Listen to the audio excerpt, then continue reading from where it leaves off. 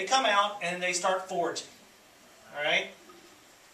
And then they find themselves a nest. And it's usually like an old, kind of similar to like an old rodent hole is what they really do like. So it's on the ground.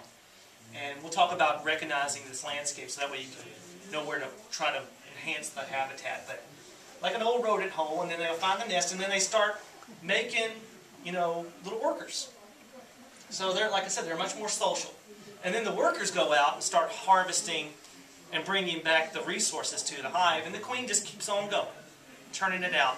Anywhere between 80 to 300, you know, and per hive, little bumblebee hive. All right? And then towards the end of the season, they start going, let's make queen bees. And that process basically entails similar to what you do with a European honey hive. They give them royal jelly instead of just giving them pollen or nectar, the pupa. And that transforms them over to a queen bee. And then the queen bees come out and mate with the male bees and then go back and find their little hole for the winter. And poor male bee dies. It's rough being a bumblebee male. So. Is this similar to a yellow jacket, this type, or something different? Yellow jackets, obviously, trying to like build habitat towards yellow jackets. They're ground nesting. They can be mean. Okay, yeah, it's very mean.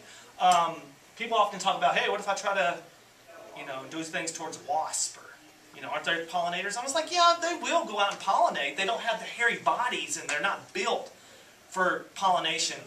These bees have what they call pollen baskets on the inside of their legs, so they pull the pollen into them, you know, and scrape it on their pollen with their legs, and then they take it off. But they're built. These animals are built, and their main purpose is to gather pollen, and that's what they feed to their young. So it's advantageous to go for pollen.